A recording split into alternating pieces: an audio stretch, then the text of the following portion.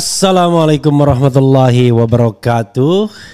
Sobat RH sekalian, jumpa lagi kita di channel yang keren ini. Keren cadas. Ya sobat RH sekalian, saya mau membahas mengenai apa yang diberitakan oleh bocor Alus Tempo ya. Guna dalam upaya menghadang Anies Baswedan yang diperkirakan akan maju, Jokowi cawe-cawe lagi. Ya. Cawe-cawenya Jokowi adalah mengundang Ridwan Kamil untuk dicalonkan. Ini menurut bocor Alus Tempo ya. Dan diperkirakan kalau Ridwan Kamil yang maju, maka wakilnya Kaisang. Oke? Nah, ada suara-suara dari Gerindra yang juga mau mencalonkan Ridwan Kamil. Setelah sebelumnya Budi Satrio Jiwandono yang dipasangkan dengan Kaisang. Oke, ini menarik ya. Sesungguhnya game changer untuk Pilkada Jakarta ini siapa?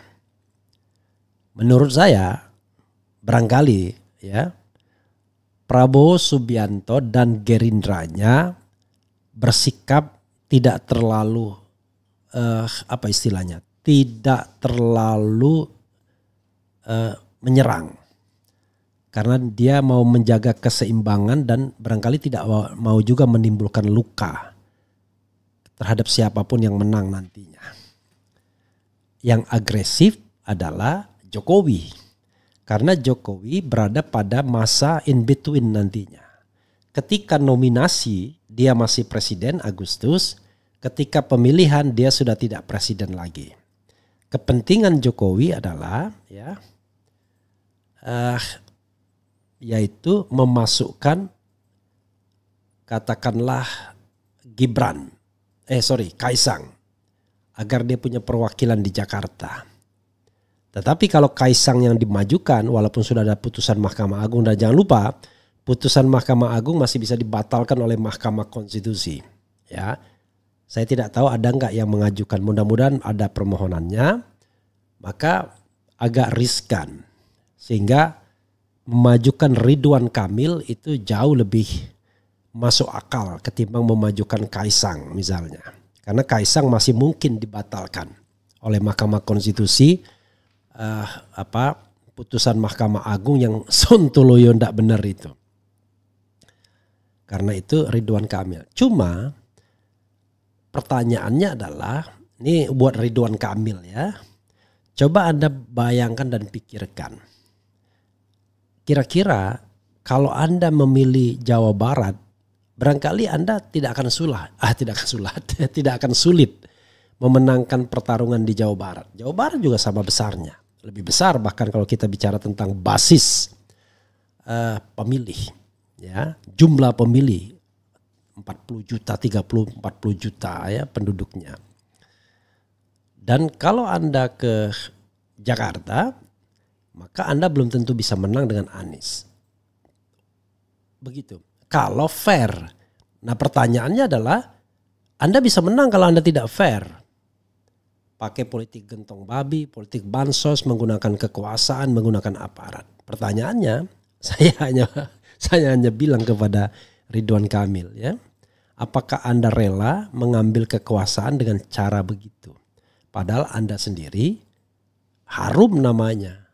Paling tidak sudah memenangkan Pilkada Kota Bandung sebagai wali kota Bandung dan Pilkada Jawa Barat dengan proses yang natural, tidak neko-neko. Paling tidak itu persepsi orang.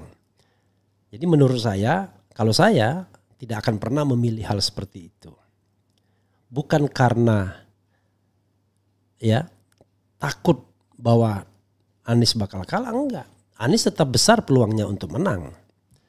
Ya, tetapi pertanyaannya adalah kembalikan kepada siapapun yang mau di-endorse oleh Jokowi, apakah Anda mau memenangkan pemilihan dengan cara yang sama, dengan pakai gentong babi, pork barrel politik, dengan pengerahan aparat, dengan pengerahan uang dan lain sebagainya. Itu soalnya. kekuasaan ini hanya duniawi saja, ya kan? Jadi selama Anda memegang kekuasaan dengan cara curang, maka selama itu pula Anda memegang bara. Itu yang harus kita ingatkan. Nah, mudah-mudahan video ini didengar oleh Ridwan Kamil. Tapi kalau Anda jantan, mau head to head sama Anies gak apa-apa. Anda bilang sama Jokowi, saya mau menang secara jantan. Saya ngajak Anies bertanding secara jantan. Tidak usah pakai pork barrel politik. Kita ingin adu konsep, adu gagasan siapa yang unggul. Itu saya akan dukung kalau Anda begitu, ya kan. Tapi kalau Anda berpikir Anda menang dengan dukungan istana, maka Anda sama tidak terhormatnya, ya. Jadi menurut saya kekuasaan, jabatan bukanlah segala-galanya. Karena itu kalau mengikuti omongan atau keinginan Jokowi sebagaimana dibocorkan oleh bocor halus, waduh. Kalau saya sih nggak mau pastinya. Oke. Karena itu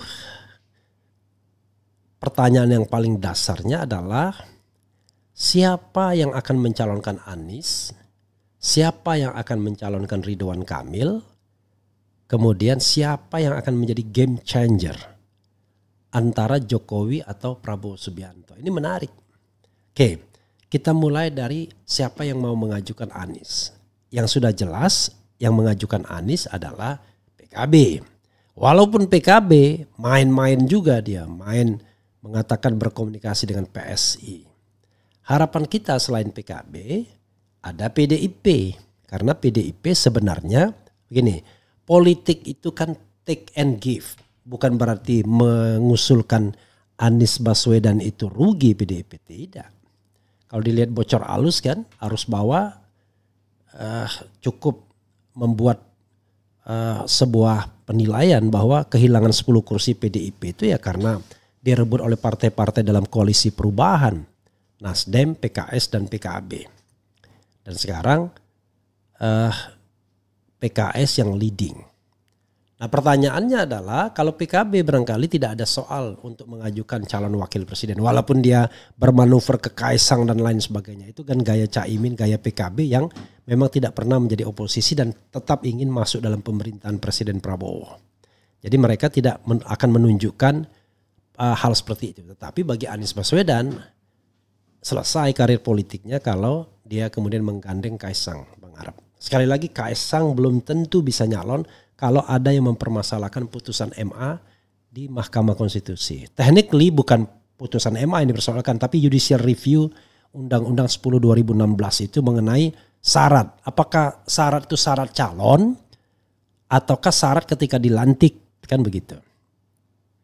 Oke, karena itu persoalan bagi Anies saat ini adalah siapa yang menjadi wakilnya di antara PKS dan PDIP kalau menurut saya. Kalau Nasdem barangkali sudah agak apa istilahnya. Dia sendiri tidak terlalu ngotot untuk menempatkan kadernya dan menggandeng Anies dan barangkali cukup alasan untuk melipir ke Prabowo dengan tidak mendukung Anies secara die hard lagi. Biasanya kan yang frontlinernya Nasdem. Sekarang pertanyaannya adalah antara PKS dan PDIP. Siapa yang kemudian rela untuk tidak menempatkan kadernya sebagai wakil Anies? Apakah yang rela PDIP? Apakah yang rela adalah PKS? Nanti akan kita lihat ini dinamika politik. Jadi, kalau Ridwan Kamil sebenarnya ya dua backbone ini akan menentukan apakah Golkar akan menaruh Ridwan Kamil di Jakarta dengan resiko bahwa dia akan kehilangan kursi Jawa Barat karena tidak ada calon yang kuat di Jawa Barat, ataukah dia tetap menaruh Ridwan Kamil di Jawa Barat saja. Kalau saya Golkar ya, saya akan taruh Ridwan Kamil di Jawa Barat saja. Karena Jawa Barat mata pilihnya besar kalau kita bicara tentang strategi 2029. Ya. Tetapi kalau kita bicara tentang penguasaan resources di Jakarta, ya memang harus menang di sini. Cuman masalahnya kan untuk menang harus melawan Anies Baswedan. Itu saja sahabat sekalian ya. Mudah-mudahan sekali lagi once again Ridwan Kamil mendengar ini dan tidak tertarik untuk dijadikan vehicle menghadang Anies Baswedan. Wassalamualaikum warahmatullahi wabarakatuh. Keren cadas.